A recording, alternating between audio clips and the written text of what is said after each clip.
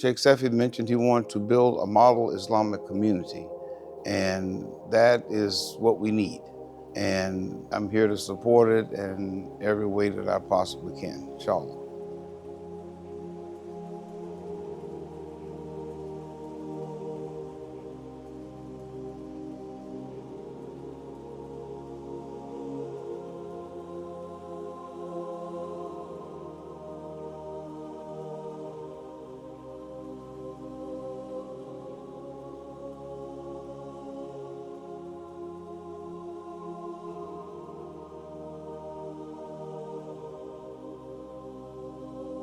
I came to Dar-us-Salaam, I guess, around 2001 or two. Someone brought me here, and I was impressed with the community here, liked what was going on. I started coming more. I'm from Virginia, and we had classes on the weekend in those days. Sheikh Sefi would do a lot of things. They had a Qur'an school going, and I wanted to be a part of it. I wanted to learn from it. The thing that caused me to become a Muslim was reading the Qur'an in English, and I always wanted to learn it. It never crossed my mind to try to learn the entire Qur'an until I came here. The rewards are so fulfilling, man, I'm telling you. When you read it in Arabic, you feel it. You know, you get the wow moments, you get the times when you've read something 100 times and then you'll read it in Arabic and you know, you'll just burst into tears. You know, it'll hit you like a sledgehammer. Or in your salah, you know, when you're reading Quran and salah, you feel it, you know. So from that point, you know, that's what you're trying to get. That's the objective.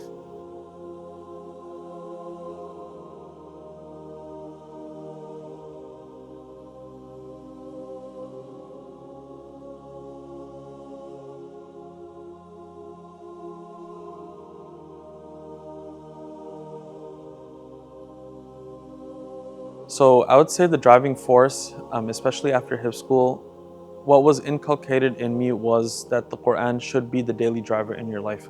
As Sheikh Harun taught us, you don't put the Quran in the backseat.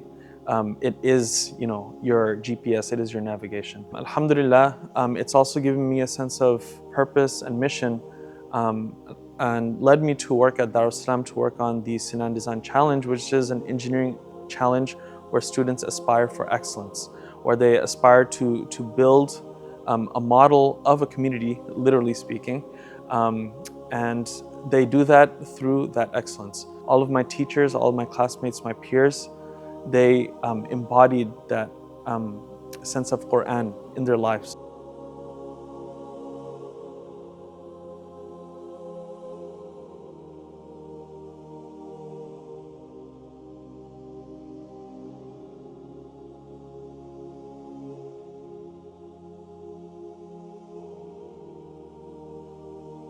So inshallah, I think we offer our students an environment filled with love and affection and more like being part of a family. They feel comfortable coming to us when needed, and we offer our support in any way we can when they are in need.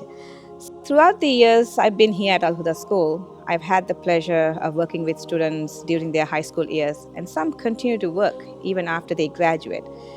Most of the students have volunteered their time to support the school in all aspects when it comes to events, fundraising dinners, graduations. Mashallah, they've done a huge help. Sister Shamla, mashallah, has been, let me say, like a support for my family as a whole since I was a kid. Like before I even knew who she was, like she was helping my mom with a lot of stuff and just part of the community and made us feel like part of the community. So when talking about giving back, that's one of the most, I guess, one of the ways I give back the most, and it's one of the most fulfilling ways because it's someone that I know has supported me throughout my time here. Because you know, even though she's doing IT, and a lot of times, like as a student, I'm in the classroom, but she'd always come in and do something and help out in some way. And so the work that I do is mainly on the websites for like Al Huda School and like some of the branches, and it's really rewarding because once it's like aligned with my field that I'm studying in college, so of course it's like a double, it's a win-win in that situation. But also it connects back to giving back to something that's worth giving back to. So like whenever I have time, alhamdulillah, I'm always down to help out wherever I can. My Islam has become obviously like so much better because of the fact that I attended here. For example, if we're out in university and let's just say like so academically, in an academic sense, someone's like, okay, let's do this, or like get help on this assignment, but the assignment guidelines like don't do that. We have the values of integrity that Huda has instilled in us, like for example, throughout, whether it be elementary, middle, and high school, all throughout, that we still hold on to this day. So that's the greatest impact.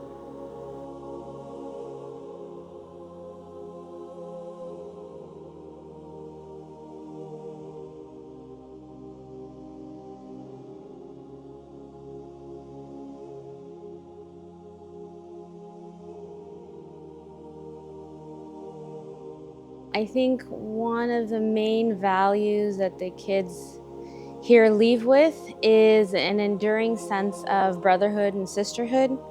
My sons who have been here, they have a core group of friends that they've had pretty much since preschool or kindergarten, and who you hang out with is just such an important thing.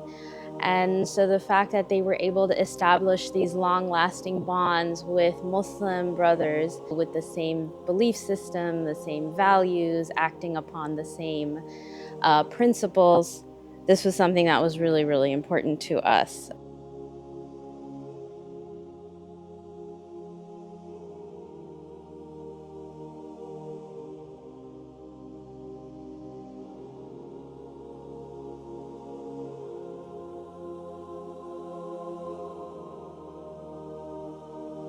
The environment that Al-Huda School provides for us has shaped the friends that I've chosen because in many of our classes we learn that the people that we surround ourselves with, we follow their way of practicing Islam. So because of that, the school has shaped which friends I choose and how I make sure that the friends I choose are practicing Muslims so that I myself can also follow my deen properly.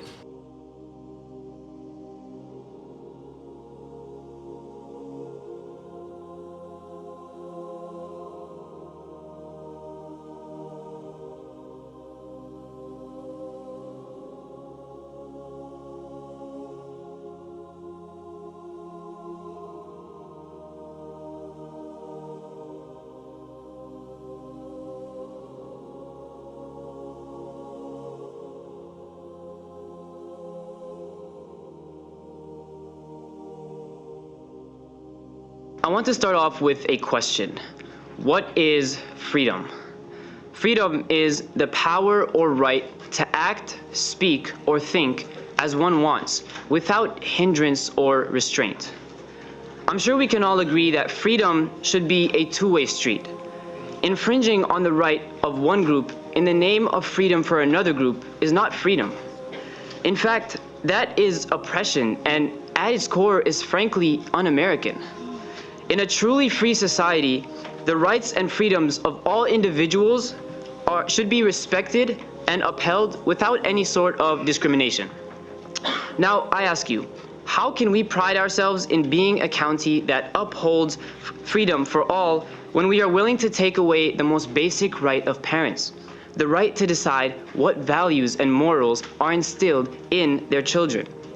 Every child will grow up to become an adult with his or her own values, of course, but the foundation of these values and morals should always stem from their parents. I stand before you today on the same soil that a group of people sailed to in hopes of exercising religious freedom. Is it not ironic that we are here today before you as parents, students, teachers, and Montgomery County citizens, requesting that you do not revoke parents' right to opt out their children out of a curriculum that goes against their religious doctrine? Is that not one of the freedoms that this great state was founded on? Is it not freedom that parents have the right to raise their own children according to their values and morals? It behooves you to let freedom ring.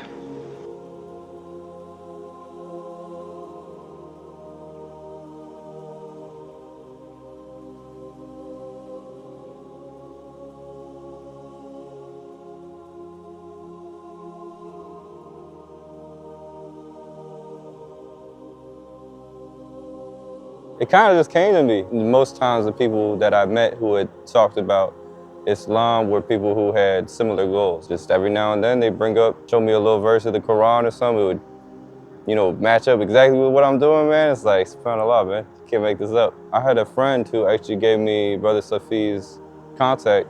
Sent him a text, he called me immediately. He said, let's meet tonight. Then he introduced me to Dar-us-Salaam like the following week. Yeah, obviously, it's the first masjid I went to, so it kind of feels like home, you know what I mean? Especially because of the community and because of the people there and how they act and how welcoming they are. And also because of, they always got something to share. I always learn something when I'm there, even if it's just having conversation. I always pick up another thing or two about Islam. I mean, it's a beautiful community and it has so many resources. I mean, I remember when I first came to the community, I got like the little newsletter. I found out they had the school, they had these fundraisers, these banquets and all these different things so they're very involved with the community, which is nice to see, And in that vein, there are many institutions that we've had to establish to educate not only the Muslims, but also the non-Muslims. We have our da'wah arm of Dar-us-Salaam, which is known as the Islamic Information Center, IIC. And alhamdulillah, over the last more than 20 years, many people have embraced Islam. Some people have actually begun to work within the community. Others have gone on and have given da'wah to other people. From the very beginning, Dar-us-Salaam, this community, our mission in one word, if you were to summarize it in one word, is da'wah, to share the message of Islam with as many people as we possibly can.